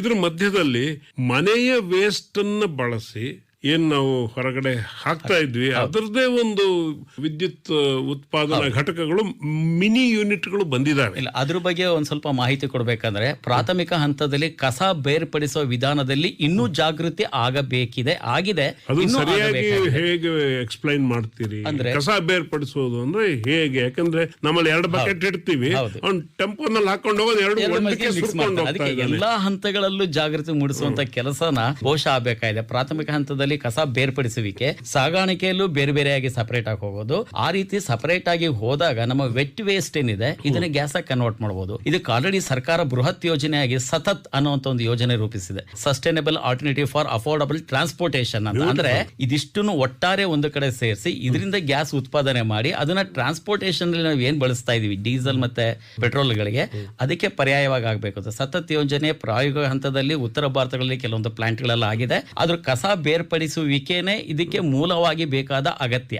ಅದಾಯ್ತು ಅಂದ್ರೆ ಈ ಸತತ್ ಯೋಜನೆ ಯಶಸ್ವಿ ಆಗುತ್ತೆ, ಬಯೋಗ್ಯಾಸ್ ಯೋಜನೆ ಯಶಸ್ವಿ ಆಗುತ್ತೆ. ಇದು ಎನರ್ಜಿ ಜನರೇಷನ್ ಜೊತೆಗೆ ವೇಸ್ಟ್ ಮ್ಯಾನೇಜ್ಮೆಂಟ್ ಆಗುತ್ತೆ. ವೇಸ್ಟ್ ಮ್ಯಾನೇಜ್ಮೆಂಟ್ ಅನ್ನೋದು ಬಹಳ ಮುಖ್ಯವಾಗಿ ಬೇಕಾಗಿರುತ್ತೆ. ವೇಸ್ಟ್ ಮ್ಯಾನೇಜ್ಮೆಂಟ್ ಕೂಡ ಇದರಿಂದ ಆಗುತ್ತೆ. ನಮ್ಮ ಆಕಾಶವಾಣಿ ಕೇಂದ್ರದಿಂದ ಸಿವಿಲ್ ಕನ್ಸ್ಟ್ರಕ್ಷನ್ ಇಂಜಿನಿಯರ್ಸ್ ಅಸೋಸಿಯೇಷನ್ ಇಂದ ಒಂದು ಪ್ರಾಯೋಜಿತ ಕಾರ್ಯಕ್ರಮ ನಡೀತಾ ಇದೆ. ಅದರಲ್ಲಿ ಅವರು ಈ ಮಿನಿ ಪ್ಲಾಂಟ್ಗಳನ್ನ, ಈ ತರದ ವೇಸ್ಟ್ ಅನ್ನ ಬಳಸಿ ವಿದ್ಯುತ್ ಉತ್ಪಾದನೆ ಮಾಡ್ತಾ ಇರುವ ಒಂದಷ್ಟು ಪ್ಲಾಂಟ್ ಮೈಸೂರಿನ ಸುತ್ತಮುತ್ತ ಇದ್ದಾವೆ ಅನ್ನೋ ಮಾಹಿತಿ ಕೊಟ್ಟಿದ್ರು. ಅವಾಗ ಅನ್ನಿಸ್ತು, ಹೌದಲ್ವೇ, ಸಣ್ಣ ಸಣ್ಣ ಪ್ರಯತ್ನ ದೊಡ್ಡದಕ್ಕೆ ಒಂದು ದಾರಿ ಆಗೇ ಆಗುತ್ತೆ. ಖಂಡಿತವಾಗ್ಲಾಗುತ್ತೆ. ನೀವು ಹೇಳಿದಾಗೆ ಗ್ಯಾಸ್ ಉಪಯೋಗಿಸಿ ಎಲೆಕ್ಟ್ರಿಸಿಟಿ ಜನರೇಟ್ ಮಾಡೋದು ಒಂದು ವಿಧಾನ. ಯಾಕಂದ್ರೆ ಎಲೆಕ್ಟ್ರಿಸಿಟಿ ನಮಗೆ ಪ್ರತಿಯೊಂದಕ್ಕೂ ಮೂಲ ಅಗತ್ಯ ಆಗಿದೆ. ನೀವು ಹೇಳಿದಾಗೆ ಇವಿ ಚಾರ್ಜಿಂಗ್ ಬಗ್ಗೆ ನೀವು ಪ್ರಸ್ತಾಪ ಮಾಡಿದ್ರಿ. ಇವಿ ಚಾರ್ಜಿಂಗ್ಗಳು ಬರೋ ದಿವಸದಲ್ಲಿ ಹೆಚ್ಚು ಪ್ರಚಲಿತ ಆದಾಗ ಇದಕ್ಕೆ ಮತ್ತೆ ವಿದ್ಯುತ್ ಎಲ್ಲಿಂದ ಬರುತ್ತೆ ಅನ್ನೋ ಸಮಸ್ಯೆ ಆಗುತ್ತೆ. ಸೋಲಾರ್ ಮೂಲಕ ಪಡಿತೀವಿ ಅನ್ಕೊಳ್ಳೋದಾದ್ರೆ ನಿಜವಾಗ್ಲೂ ನಾವು ಚಾರ್ಜಿಂಗ್ ಹಾಕೋದು ಯಾವಾಗ? ಸಾಯಂಕಾಲದ ಹೊತ್ತಲ್ಲಿ. ಆದ್ರೆ ಒಂದಿಷ್ಟು ನಮಗೆ ಗ್ರಿಡ್ ಮೇಲೆ ಅವಲಂಬನೆ ಇದ್ದೇ ಇರುತ್ತೆ. ಎಷ್ಟು ಗ್ರಿಡ್ ಮೇಲಿನ ಅವಲಂಬನೆ ನಮಗೆ ಹೆಚ್ಚಾಗ್ತಾ ಹೋಗುತ್ತೆ ಹಾಗೆ ಗ್ರಿಡ್ ಮೇಲೆ ಒತ್ತಡ ಹೆಚ್ಚಾಗುತ್ತೆ. ಸೊ ಹೀಗಾಗಿ ನಾವು ಬದಲಿ ಮೂಲಗಳನ್ನ, ಪರ್ಯಾಯ ಮೂಲಗಳನ್ನು ಹುಡುಕ್ಬೇಕಾದ್ರೆ ಟೋಟಲ್ ಇನ್ಫ್ರಾಸ್ಟ್ರಕ್ಚರ್ ಮೇಲೆ ಏನು ಒತ್ತಡ ಬೀಳುತ್ತೆ ಅದ್ರ ಬಗ್ಗೆ ಕೂಡ ಗಮನ ಕೊಡಬೇಕಾಗುತ್ತೆ. ನಿನ್ನೆ ತಾನೇ ಒಂದು ಪ್ರಾಡಕ್ಟ್ ಮಾರ್ಕೆಟಿಗೆ ಪರಿಚಯ ಮಾಡಿದ್ದಾರೆ. ಅದರ ವಿಡಿಯೋ ನೋಡ್ತಾ ಇದ್ದೆ ನಾನು. ಒಂದು ಪುಟಾಣಿ, ಈ ಸುವೇಗ ಅಂತ ಬಹಳ ಹಿಂದೆ ನಾವು ಬಳಸ್ತಾ ಇದ್ವಿ, ಸುವೇಗ, ಈ ತರದ ಒಂದು ಸಣ್ಣ ಮೋಟರ್ ವೆಹಿಕಲ್ ಅಂತ ಇಟ್ಕೊಳ್ಳೋಣ, ಸೈಕಲ್. ಈ ತರದ ಒಂದು ಸಣ್ಣ ಮೋಟರ್ ಸೈಕಲ್, ಅದಕ್ಕೆ ಛಾವಣಿಯಾಗಿಯೇ ಬಳಸ್ಕೊಂಡಂತಹ ಸೋಲಾರ್ ಪ್ಯಾನಲ್. ಬೆಳಗಿನ ಬೆಳಕಿದ್ರು ಸಾಕು, ಬಿಸಿಲಿದ್ರು ಸಾಕು, ಅದು ಅದ್ರ ಮೇಲೇನೆ ಸೋಲಾರ್ ಎನರ್ಜಿ ಮೇಲೇನೆ ನಡೆಯುತ್ತೆ. ಸಂಜೆ ಅದರಿಂದ ಚಾರ್ಜ್ ಆಗಿರೋ ಬ್ಯಾಟ್ರಿ ಇಲ್ಲಿ ಕೆಳಗಡೆ ಇರುತ್ತೆ, ಅದರಿಂದ ಬ್ಯಾಟ್ರಿ ಮೂಲಕ ನಡೆಯುತ್ತೆ. ಇನ್ನು ಮುಂದಿನ ದಿನಗಳಲ್ಲಿ ಬಹುಶಃ ಇದು ಬೀದಿಗಳಲ್ಲಿ ಕಾಣಿಸ್ಕೊಳ್ಳುತ್ತೆ, ಸೈಕಲ್ ತರ ಇದು ಬಳಕೆಗೆ ಬರುತ್ತೆ ಅಂತ ಹೇಳಿ ಆ ಒಂದು ಮುನ್ನೋಟ ಇತ್ತು. ಈ ತರದ ಒಂದು ಪರ್ಯಾಯ ವೆಹಿಕಲ್ಗಳು ಮೇ ಬಿ ಸ್ಪೀಡ್ ಕಾಂಪ್ರಮೈಸ್ ಆಗಬಹುದು, ಆದರೆ ಇಂಧನದ ಬಳಕೆ ವಿಚಾರದಲ್ಲಿ ಇತ್ಲಾಗೆ ಗ್ರಿಡ್ ಮೇಲೂ ಅವಲಂಬನೆ ಇಲ್ಲ, ಅಥವಾ ಇನ್ಯಾವುದೋ ಇಂಧನಕ್ಕೆ ಅವಲಂಬನೆ ಇಲ್ಲ. ತನ್ನ ಎನರ್ಜಿಯನ್ನು ತಾನೇ ಪ್ರೊಡ್ಯೂಸ್ ಮಾಡ್ಕೊಳ್ಳುತ್ತೆ. ಇದರ ಒಂದು ಎಕ್ಸ್ಪೆರಿಮೆಂಟ್ ರೈಲ್ವೆನಲ್ಲೂ ಆಗಿದೆ. ಖಂಡಿತ ಆಗಿದೆ. ಕಂಟಿನ್ಯೂಸ್ ಆಗಿ ಆ ರೈಲ್ವೆ ಎಂಜಿನ್ ಎಲೆಕ್ಟ್ರಿಸಿಟಿ ತಾನೇ ಪ್ರೊಡ್ಯೂಸ್ ಮಾಡ್ಕೊಂತ ಓಡ್ತಾ ಇದೆ. ಖಂಡಿತ ಆಗ್ತಾ ಇದೆ. ಸೊ ರೀಜನರೇಷನ್ ಅಂತ ಹೇಳ್ತೀವಿ. ಈವನ್ ಯಾವಾಗಾದ್ರೂ ವೇಗೋತ್ಕರ್ಷ ಕಡಿಮೆ ಆಗುತ್ತೆ, ಅದನ್ನ ಎಲೆಕ್ಟ್ರಿಸಿಟಿನ ರೀಜನರೇಟ್ ಮಾಡ್ತಾರೆ. ಹಾಗೆ ಹೇಗೆ ನಮ್ಮ ರೈಲ್ವೆ ಲೈನ್ ಟೋಟಲಿ ವಿದ್ಯುತೀಕರಣ ಆಗ್ತಾ ಹೋಗ್ತಾ ಇದೆ, ಅದಕ್ಕೆ ಪ್ಯಾರಲಲ್ ಆಗಿ ಅದಕ್ಕೆ ಸಪೋರ್ಟಿಂಗ್ ಆಗಿ ಸೋಲಾರ್ ಗಳನ್ನು ಮಾಡ್ತಾ ಇದ್ದಾರೆ. ಯಾಕೆಂದ್ರೆ ರೈಲ್ವೇಸ್ ನ ಎನರ್ಜಿ ಆಡಿಟ್ ಮಾಡೋದ್ರಲ್ಲಿ ನಾನು ಒಬ್ಬ. ಸೊ ಹಾಗಾಗಿ ಇದ್ರ ಬಗ್ಗೆ ನನಗೊಂದಿಷ್ಟು ಮಾಹಿತಿ ಇದೆ. ಆದ್ರೆ ಬರೋ ದಿವಸಗಳಲ್ಲಿ ಇನ್ನೂ ಒಂದು ಹೊಸ ತಂತ್ರಜ್ಞಾನ ಬರುತ್ತೆ, ಅದು ಹೈಡ್ರೋಜನ್ ಬೇಸ್ಡ್ ವೆಹಿಕಲ್ ಗಳು ಬಂದಾಗ ಹೇಗೆ ನಾವೀಗ ಪೆಟ್ರೋಲ್ ನ ಟ್ಯಾಂಕರ್ ಅಲ್ಲಿ ತುಂಬ್ಕೊಂಡ್ ಬರ್ತೀವಿ, ಹಾಗೆ ಹೈಡ್ರೋಜನ್ ಗಳನ್ನು ತುಂಬ್ಕೊಂಡ್ಬಂದು ಪೆಟ್ರೋಲ್ ತರನೇ ಆಗೋದ್ರೆ ಬಹುಶಃ ಚಾರ್ಜಿಂಗ್ ಈಗ 15 ನಿಮಿಷ ಕಾಯೋದು ಜಾಸ್ತಿ ಅಂತ ಅನ್ಕೊಳ್ತೀವಲ್ಲ, ಈಗ ಅದು 1 ಸೆಕೆಂಡ್ ಅಲ್ಲಿ ಹೈಡ್ರೋಜನ್ ತುಂಬಿಸ್ಕೊಳುತ್ತೆ. ಆ ಹೈಡ್ರೋಜನ್ ಮತ್ತೆ ಮೂಲವಾಗಿ ಶುರುವಾಗೋದು ನಮ್ಮ ನವೀಕರಣ ಇಂಧನದಿಂದ ಹೈಡ್ರೋಜನ್ ವೆಹಿಕಲ್ ಗಳು ಓಡುತ್ತೆ. ಇದನ್ನು ಕೂಡ ಈಗ ಮನೆಗಳಲ್ಲಿ ಅಡಿಗೆ ಮಾಡೋದಕ್ಕೆ ಈ ವಿಧಾನನೂ ತರ್ತಾ ಇದ್ದಾರೆ. ಒಂದು ಸಣ್ಣ ಟ್ಯಾಂಕ್ ಇರುತ್ತೆ, ಟ್ಯಾಂಕ್ ಅಲ್ಲಿ ನೀವು ನೀರ್ ಹಾಕಿದಾಗ ಹೈಡ್ರೋಜನ್ ಪ್ರೊಡ್ಯೂಸ್ ಆಗುತ್ತೆ. ಆ ಹೈಡ್ರೋಜನ್ ಇಂದ ನಿಮ್ಗೆ ಗ್ಯಾಸ್ ಓಡುತ್ತೆ. ಒಂದು ಅರ್ಥದಲ್ಲಿ ನೀರಿನಿಂದ ಓಡ್ತು ನಂಗೆ ಕಾಣುತ್ತೆ. ಅದಕ್ಕೆ ಬೆಂಬಲವಾಗಿ ನವೀಕರಣ ಇಂಧನ ವಿದ್ಯುತ್ ಶಕ್ತಿ ಇದ್ದೇ ಇರುತ್ತೆ. ಅದು ಪ್ಯಾರಲಲ್ ಆಗಿ. ಯಾಕಂದ್ರೆ ನಿನ್ನೆ ನಮ್ಮ ಕೇಂದ್ರ ಸಚಿವರಾದ ಪ್ರಹ್ಲಾದ್ ಜೋಶಿ ಅವರು ಅದರ ಡೆಮಾನ್ಸ್ಟ್ರೇಷನ್ ಕೊಡ್ತಾ ಇದ್ದ ಒಂದು ವಿಡಿಯೋ ನಮ್ಮ ದೂರದರ್ಶನ ಪ್ರಸಾರ ಮಾಡ್ತಾ ಇತ್ತು, ನೋಡಿದ್ವಿ. ಇದೇ ಒಂದು ಲೋಟ ನೀರನ್ನ ಹಾಕಿದ್ದಾರೆ ಡೆಮಾನ್ಸ್ಟ್ರೇಷನ್ ಗಾಗಿ. ಅಲ್ಲಿ ಆನ್ ಮಾಡಿದಾಗ ಅದು ಹೈಡ್ರೋಜನ್ ಆಗಿ ಕನ್ವರ್ಟ್ ಆಗಿ ಅದು ಇಂಧನವಾಗಿ ಬಳಕೆಯಾಗಿ ಅವರು ಅಡಿಗೆ ಮಾಡಿದ್ರು. ಸೊ ಅನೇಕ ರೀತಿಯ ಹೊಸ ಏನು ಇಂಧನ ಮೂಲಗಳನ್ನು ನಾವು ಪರಿಚಯಿಸ್ತಾ ಇದ್ದೀವಿ. ಇವುಗಳ ಪರಿಚಯ ನಿಜವಾಗ್ಲೂ ಯಾರಿಗಾಗಬೇಕು? ನಮ್ಮ ಇಂಧನ ಉಳಿತಾಯ ಅಥವಾ ನವೀಕರಣ ನಾವು ಇಂಧನ ಅಂತ ಏನ್ ಮಾತಾಡ್ತಾ ಇದೀವಿ, ಇದು ಯಾರಿಗೋಸ್ಕರ ಮಾಡ್ತಾ ಇದೀವಿ? ಮುಂದಿನ ಜನಾಂಗಕ್ಕೋಸ್ಕರ ಮಾಡ್ತಾ ಇದೀವಿ. ನಮ್ಮ ಕಾಲಕ್ಕಲ್ಲ, ಮುಂದಿನ ಜನಾಂಗಕ್ಕೆ ಮಾಡ್ಬೇಕಾದ್ರೆ ಅವರಿಗೆ ಅದರ ಅರಿವು ಮೂಡಬೇಕು. ಹಾಗಿದ್ದಾಗ ನಾವು ಪ್ರಾಂತಪ ಹಂತ ಮನೆಯಲ್ಲಿ ಅನಗತ್ಯವಾದ ದೀಪವನ್ನ ಆರಿಸೋದ್ರಿಂದ ಹಿಡಿದು ಅಥವಾ ಅನಗತ್ಯವಾಗಿ ನೀರನ್ನ ವ್ಯರ್ಥ ಮಾಡೋದ್ರಿಂದ ಹಿಡಿದು ಪ್ರತಿಯೊಂದಕ್ಕೂ ಸಂಪನ್ಮೂಲಗಳ ಸುರಕ್ಷೆ ಏನಾಗಬೇಕು ಅನ್ನೋ ಮಕ್ಕಳಿಗೆ ನಾವು ಸಂಸ್ಕೃತಿಯಾಗಿ ಬೆಳೆಸಬೇಕು. ಜೊತೆಗೆ ತಂದೆ ತಾಯಿಗಳು ಅದಕ್ಕೆ ಒಂದು ಪೂರಕವಾಗಿ ನಿಂತ್ಕೋಬೇಕು. ಆಟದ ಸಾಮಾನು ಕೊಡ್ಸೋದು ಸುಮ್ಮನೆ ಏನೋ ಒಂದು ಬೊಂಬೆ ಪಿಪಿ ಕೊಡ್ಸೋದಲ್ಲ. ಇವತ್ತು ಈ ಕನ್ಸ್ಟ್ರಕ್ಷನ್ ತರದ ಬಿಲ್ಡಿಂಗ್ ಬ್ಲಾಕ್ಸ್ ಎಲ್ಲ ಬಂದಾಗ ಮಗುಗೆ ಆ ಕಲ್ಪನೆಯೇ ಬೇರೆ. ಸಣ್ಣ ಪುಟ್ಟ ಬ್ಲಾಕ್ಗಳಿಂದ ಅದೇನೇನೋ ಹೊಸ ವಿಧಾನಗಳನ್ನು ಕಂಡುಹಿಡಿತಾ ಇತ್ತು. ಈಗ ಸೋಲಾರ್ ಪ್ಯಾನಲ್ ಇಟ್ಕೊಂಡು ಆಡ್ತಾ ಹೊಸ ಗ್ಯಾಜೆಟ್ಸ್ ನಡೆಸ್ಲಿಕ್ಕೆ ಸಾಧ್ಯ ಆಗುತ್ತೆ ಅನ್ನೋದು ಕಲ್ಪನೆ ಬಂದ್ರೆ ಅದ್ರ ಥಿಂಕಿಂಗ್ ಹೊರೈಸನ್ ಬದಲಾಗುತ್ತೆ. ಸುರಕ್ಷತೆ ಇದೆಯಲ್ಲ, ವಿದ್ಯುತ್ ಮತ್ತೆ ಕೆಲಸ ಮಾಡ್ತಾ ಇದೀವಿ ಅನ್ನೋ ಆತಂಕ ಬೇಡ. ನೀವು ಸೋಲಾರ್ ಪ್ಯಾನಲ್ ಬೇಕಾದ್ರೆ 500 ವ್ಯಾಟ್ದೇ ಆಗ್ಲಿ, ಅದು 12 ಅಥವಾ 24 ಅವರ್ಸ್ ನ ಪ್ರೊಡ್ಯೂಸ್ ಮಾಡಿದ್ರೆ 2 ಕೈಯಿಂದ ಹಿಡ್ಕೊಂಡ್ರೆ ಶಾಕ್ ಹೊಡಿಯಲ್ಲ. ಸೊ ಆ ಮಟ್ಟಿಗೆ ಮಕ್ಕಳಿಗೆ ಕಲಿಸುವಂತ 5 ವ್ಯಾಟ್ 10 ವ್ಯಾಟ್ಗಳೇನಿದೆ ಸಂಪೂರ್ಣ ಸುರಕ್ಷಿತ ಮತ್ತೆ ಅಷ್ಟೇ ಮಟ್ಟಿಗೆ ಆಸಕ್ತಿ ಹುಟ್ಟಿಸುವಂತದ್ದು. ಒಂದು ಸಣ್ಣ ಪ್ಯಾನಲ್ ಬರುತ್ತೆ, ಅದನ್ನ ನೀರೊಳಗಿಟ್ರೆ ಫೌಂಟೇನ್ ತರ ಚಿಮ್ಮತ್ತೆ ನೀರು, ಮುಗೀತಲ್ಲ, ಖುಷಿ ಆಗುತ್ತೆ ನೀರು ಚಿಮ್ತಾ ಇರೋದು. ಆಸಕ್ತಿ ಜಾಗೃತಿ ಮೂಡಿಸುವಂತ ಕೆಲಸ ಆಗಬೇಕು. ಬರೋ ದಿವಸಗಳಲ್ಲಿ ಅವ್ರು ಹೆಚ್ಚಿನ ವಿದ್ಯಾಭ್ಯಾಸ ಮುಡಿಸಿದಾಗ ಅವರಿಗೆ ಇದರಲ್ಲಿ ಉದ್ಯೋಗ ಅವಕಾಶಗಳು ಸೃಷ್ಟಿಯಾಗಬೇಕು. ಅದು ಆಗ್ತಾ ಇದೆ. ಅದ್ರ ಜೊತೆಗೆ ಹೋಗ್ಬೇಕು, ಇವರು ಜೊತೆಲಿ ಹೋಗ್ಬೇಕು. ಹೌದು, ಖಂಡಿತವಾಗಿ. ಇನ್ನು ವಿಶ್ವಜಿತ್ ಅವರ ನಿಮ್ಮನ್ನ ಮರ್ತೇ ಬಿಟ್ವಿ. ಮುಂದಿನ ದಿನಗಳಲ್ಲಿ ಈ ಸೋಲಾರ್ ಎನರ್ಜಿ ಪ್ರೊಡಕ್ಷನ್ಗೇನೋ ಬಂದವರಿಗೆ ನೀವು ಒಂದು ಪ್ಲಾಟ್ಫಾರ್ಮ್ ಒದಗಿಸ್ಕೊಡ್ತಾ ಇದ್ದೀರಿ. ಇನ್ನು ಮಾಡಿ ಅಂತ ಮೋಟಿವೇಟ್ ಮಾಡ್ಲಿಕ್ಕೆ ಹೊಸದು ಏನಾದ್ರು ಕೊಡಬೇಕು. ಇಲ್ಲ ಅಂದ್ರೆ ಜನಕ್ಕೆ ಅರ್ಥ ಆಗಲ್ಲ. ಅವ್ರು ಬರ್ತಾರ್ರಿ, ಪ್ಯಾನಲ್ಸ್ ಹಾಕ್ತಾರೆ, ಕನೆಕ್ಟ್ ಮಾಡ್ತಾರೆ, ಅದೇನೋ ಪ್ರೊಡಕ್ಷನ್ ದುಡ್ಡು ಅಂತಾರೆ. ಅಲ್ಲಿಗೆ ನಿಲ್ಲಲ್ಲ ಅದು. ಇದು ಪ್ರತಿ ಮನೆಯಲ್ಲೂ ನಾನ್ ಮಾಡಿಸಿದ್ನಿ, ನೀವು ಮಾಡಿದಿರಿ, ಮತ್ತೊಬ್ರು ಮಾಡಿ. ಹಿಂಗೆ ಇದೊಂಥರ ಸರ್ಪಟಾಕಿ ಇದ್ದಂಗೆ. ಎಲ್ಲ ಒಂದ್ ಕಡೆ ಬೆಂಕಿ ಎತ್ತಿದ್ರೆ ಸಾಕು, ಇಡೀ ಸರ ಹತ್ತುತ್ತೆ. ಒಂದು ನೀವು ಬಡಾವಣೆಗೆ ಹೋಗಿ ಒಬ್ರು ಮನೆಗೆ ಕ್ಯಾನ್ವಾಸ್ ಮಾಡಿದ್ರೆ ಸಾಕು, ಅದ್ರಲ್ಲಿ ಯಾರೋ ಒಪಿನಿಯನ್ ಲೀಡರ್ ಇರ್ತಾರೆ, ಅವರು ನಾವೆಲ್ಲ ಮಾಡ್ತೀವಿ ನೀವು ಮಾಡ್ರಿ ಅಂದ್ಬಿಟ್ರೆ ಮುಗೀತು, ಎಲ್ಲರೂ ಲೈನ್ ನಿಂತ್ಕೋತಾರೆ. ಈ ತರದೊಂದು ಕಮ್ಯುನಿಟಿ ಪಾರ್ಟಿಸಿಪೇಷನ್ ಹೇಗಿದೆ? ಖಂಡಿತ ಸರ್, ನೀವು ಹೇಳಿ 100% ನಿಜ. ಒಂದು ಇಂಡಸ್ಟ್ರಿಗೆ ಹೋದ, ಆ ಇಂಡಸ್ಟ್ರಿಯಲ್ಲಿ ಇರೋ ಎಲ್ಲರೂ ಹಾಕ್ಸ್ತಾ ಇದಾರೆ ಇವಾಗ ಸೋಲಾರ್. ಒಬ್ರು ಕ್ಲೈಂಟ್ 6 ಆಂಪಿಯರ್ ಸಿಕ್ಕರು, ಅವ್ರು 6 ಆಂಪಿಯರ್ 5 ಜನ ಹಾಕ್ಸಿದ್ರು ಸೋಲಾರ್. ಅದೇ ರೀತಿ ಹಾಸ್ಪಿಟಲ್ ಇಂಡಸ್ಟ್ರಿಯಲ್ಲೂ ಎಲ್ಲ ಹಾಸ್ಪಿಟಲ್ಸ್ ಸೋಲಾರಿಗೆ ಬರ್ತಾ ಇದಾರೆ. ಬೇರೆ ಬೇರೆ ಕಂಪ್ನಿಗಳವರು ಅಷ್ಟೇ ಎಲ್ಲ ಇಂಡಸ್ಟ್ರಿ ಸೋಲಾರಿಗೆ ಬರ್ತಾ ಇದಾರೆ. ಒಂದೊಂದ್ಸಲ ಅವ್ರ ಸ್ವಂತ ಬಿಲ್ಡಿಂಗ್ ಆಗಿರೋದಿಲ್ಲ ಅಂತ ಕನ್ಸ್ಟೆನ್ಸ್ ಎಲ್ಲ ಬರುತ್ತೆ. ಅದಕ್ಕೆ ಲಾಂಗ್ ಟರ್ಮ್ ಅಗ್ರಿಮೆಂಟ್ ಇರೋದ್ರಿಂದ ಅಲ್ಲಿ ಕೂಡ ಮಾಡಿಸ್ಕೋಬಹುದು. ಅದಕ್ಕಿಂತ ಹೆಚ್ಚಾಗಿ ಏನಂದ್ರೆ ತುಂಬಾ NBFCಗಳು ಮುಂದೆ ಬರ್ತಿದ್ದಾರೆ ಲೋನ್ ಕೊಡೋದಕ್ಕೋಸ್ಕರ. ಇನ್ ಕೇಸ್ ದುಡ್ಡಿಲ್ಲ ಅಂದ್ರೂ ಕೂಡ ಕ್ಯಾಪಿಟಲ್ ಇನ್ವೆಸ್ಟ್ಮೆಂಟ್ ಗೆ ತೊಂದರೆ ಇಲ್ಲದಾಗ 80% ಫಂಡಿಂಗ್ ಮಾಡ್ತಾ ಇದ್ದಾರೆ. ಆಮೇಲೆ 10 ವರ್ಷಕ್ಕಿಂತ ಇವಾಗ ಕಂಪೇರ್ ಮಾಡ್ಕೊಂಡ್ರೆ ಮುಂಚೆ 10 ವರ್ಷ ಹಿಂದೆ ಕೆಲಸ ಮಾಡ್ಬೇಕಾದ್ರೆ ಸೋಲಾರ್ 5 ಕಿಲೋವ್ಯಾಟಿಗೆ 6 ಚದರ ಜಾಗ ಬೇಕಿತ್ತು. ಇವಾಗ 2.5 ಚದರ ಜಾಗ ಸಾಕು.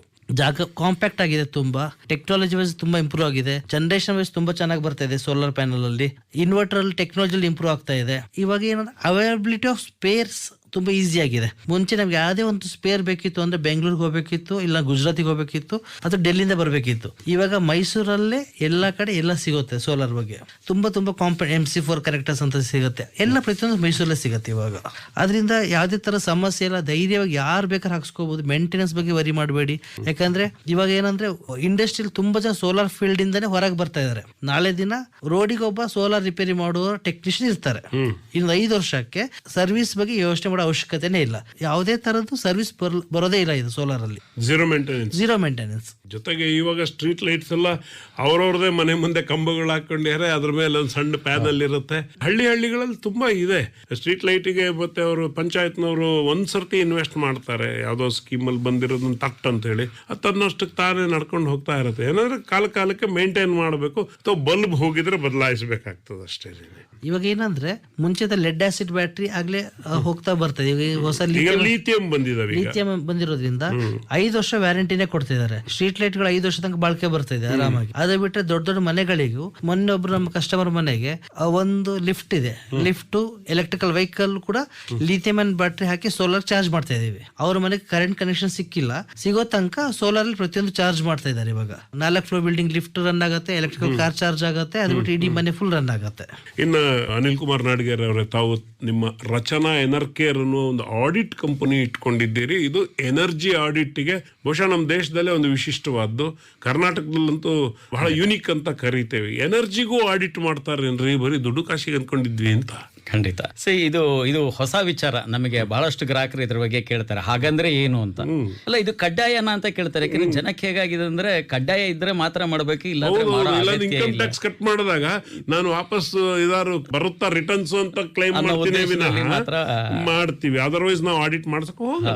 ಹೇಗೆ ನೀವು ಹಣ ಎಲ್ಲಿಂದ ಬಂತು, ಹೇಗೆ ಹೋಯ್ತು ಅನ್ನೋ ವಿಚಾರಕ್ಕೆ ಆಡಿಟ್ ಮಾಡಿಸ್ತೀರಾ, ಹಾಗೆ ವಿದ್ಯುತ್ ಎಲ್ಲಿಂದ ಬಂತು, ಎಲ್ಲೇ ಹೋಯ್ತು ಅನ್ನೋದನ್ನ ನಾವು ಎನರ್ಜಿ ಆಡಿಟ್ ಅಂತ ಕರಿತೀವಿ.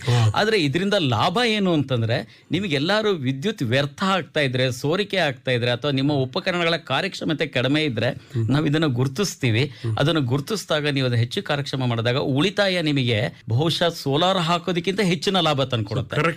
ಕರೆಕ್ಷನ್ಸ್ಗಳು ನೀವು ಬಂಡವಾಳ ಹೂಡಿ ಮಾಡುವಂತಹದ್ದೇನಿದೆ, ಇದು ಬಂಡವಾಳ ರಹಿತವಾಗಿ ನೀವು ನಿಮ್ಮನ್ನು ತಿದ್ದುಪಡಿ ಮಾಡ್ಕೊಳ್ಳೋದ್ರಿಂದ ವಿದ್ಯುತ್ ಉಳಿತಾಯ ಆಗತ್ತೆ. ಹಾಗೆ ವಿದ್ಯುತ್ ಉಳಿತಾಯ ಎಲ್ಲೆಲ್ಲಿ ಮಾಡಬಹುದು ಅನ್ನೋ ಗುರುತಿಸೋದೇ ಎನರ್ಜಿ ಆಡಿಟ್. ಇದ್ರ ಜೊತೆನಲ್ಲಿ ನಾವು ಪವರ್ ಕ್ವಾಲಿಟಿ ಹೇಗಿದೆ, ವೋಲ್ಟೇಜ್ ವೇರಿಯೇಷನ್ ಇದೆಯಾ, ಲೋಡ್ ಅನ್ಬ್ಯಾಲೆನ್ಸ್ ಇದೆಯಾ, ಪವರ್ ಫ್ಯಾಕ್ಟರ್ ಸರಿ ಇದೆ, ಈ ತರ ಹಲವಾರು ಇದನ್ನು ಗಮನಿಸಿದ್ರೆ ನಿಮಗೆ ಉಪಕರಣಗಳ ಬಾಳಿಕೆ ಕೂಡ ಹೆಚ್ಚಾಗತ್ತೆ. ಇದ್ರ ಜೊತೆಲಿ ವಿದ್ಯುತ್ ಸುರಕ್ಷೆ ಕೂಡ ಸೇರ್ಕೊಳ್ಳುತ್ತೆ. ವಿದ್ಯುತ್ ಸುರಕ್ಷೆ ಶಾಕ್ ಹೊಡೆದು ಬೀಳುವಂತ ಚಾನ್ಸ್ ಇದೆಯಾ, ಶಾರ್ಟ್ ಸರ್ಕ್ಯೂಟ್ ಆಗುವಂತ ಚಾನ್ಸ್ ಇದೆಯಾ, ಇವನ್ನೆಲ್ಲ ಒಟ್ಟಾಗಿ ಕ್ರೋಢೀಕರಿಸಿ ನಾವು ಎನರ್ಜಿ ಆಡಿಟ್ ಅಂತ ಕರಿತೀವಿ. ಈ ಎನರ್ಜಿ ಆಡಿಟ್ ಮಾಡಿಸೋದ್ರಿಂದ ಯಾವ ಮಟ್ಟಿನ ಉಳಿತಾಯ ಆಗತ್ತೆ ಅಂದ್ರೆ, ನಿಮ್ಮ ವಿದ್ಯುತ್ ಬಿಲ್ ನಲ್ಲಿ 20 ರಿಂದ 25% ವಿದ್ಯುತ್ ಉಳಿತಾಯದ ಸಾಧ್ಯತೆಗಳಿದೆ. ಸೊ ಒಂದ್ ಕಡೆ ಉಳಿತಾಯ, ಒಂದ್ ಕಡೆ ಲಾಭ, ಒಂದ್ ಕಡೆ ನಮ್ಮ ಉಪಕರಣಗಳ ದೀರ್ಘ ಬಾಳಿಕೆ ಕೂಡ ಬರುತ್ತೆ. ಇವೆಲ್ಲವೂ ಲಾಭವೇ, ಕರೆಕ್ಟ್ ಅಲ್ವಾ? ಬಹುಶಃ ನಾವು ಈ ಪರ್ಯಾಯ ಇಂಧನ ಮೂಲಗಳು, ಹಾಗೆ ನವೀಕರಿಸಬಹುದಾದ ಇಂಧನ ಮೂಲಗಳು, ಇವನ್ನೆಲ್ಲ ನೋಡ್ತಾ ಹೋದಾಗ ಎಲ್ಲೋ ಒಂದು ಕಡೆ ಹೊಸದು ಬರ್ತಾನೆ ಇದೆ. ಆ ಹೊಸದನ್ನು ಸ್ವಾಗತಿಸುವ ಮನಸ್ಥಿತಿಯೂ ಬೆಳೀತಾ ಇದೆ. ವಿಶ್ವಸಂಸ್ಥೆ ಅಂದ್ಕೊಂಡಿರ್ತಕ್ಕಂಥ ಈ ಸಸ್ಟೈನಬಲ್ ಗೋಲ್ಸ್ ನಾವು ಈಗಾಗಲೇ ಸಾಧಿಸೋ ಮಟ್ಟದಲ್ಲಿ ಆ ಒಂದು ಹೆಜ್ಜೆ ಇಟ್ಟಾಗಿದೆ. ಮುಂದಿನ ಜನರೇಷನ್ ಇದನ್ನ ಮುಂದುವರಿಸ್ಕೊಂಡು ಹೋಗುತ್ತೆ ಅನ್ನೋ ಹೋಪ್ ಕೂಡ ಇದೆ. ಈ ಒಂದು ಆಶಾಕಿರಣ ಎಲ್ಲರಿಗೂ ತಲುಪಲಿ ಅನ್ನೋ ದೃಷ್ಟಿಯಿಂದ ಇವತ್ತಿನ ಈ ವಿಜ್ಞಾನ ಭಾರತಿಯಲ್ಲಿ ಪರ್ಯಾಯ ಇಂಧನ ಮೂಲಗಳ ಬಗ್ಗೆ ಒಂದಷ್ಟು ಚರ್ಚೆ ಆಯಿತು. ಜೊತೆಗೆ ಕೊರತೆ ಆದಾಗ ಪರ್ಯಾಯವನ್ನು ಹೇಗೆ ನಾವು ಹುಡುಕೋಬೇಕು ಅನ್ನೋದು ಕೂಡ ಅವರಿಗೆ ತಿಳುವಳಿಕೆ ಬಂತು ಅಂತ ಅಂದ್ಕೊಳ್ತೀವಿ. ಈ ಮಾತುಕತೆಯಲ್ಲಿ ಭಾಗವಹಿಸಿ ಮಾಹಿತಿ ಹಂಚಿಕೊಂಡಂಥ ಅನಿಲ್ ಕುಮಾರ್ ನಾಡಿಗೇರ್ ಅವರೇ ಮತ್ತು ವಿಶ್ವಜಿತ್ ಅವರೇ, ತಮಗೆ ತುಂಬ ಹೃದಯ ಧನ್ಯವಾದಗಳು. ನಮಸ್ಕಾರ. ನಮಸ್ಕಾರ.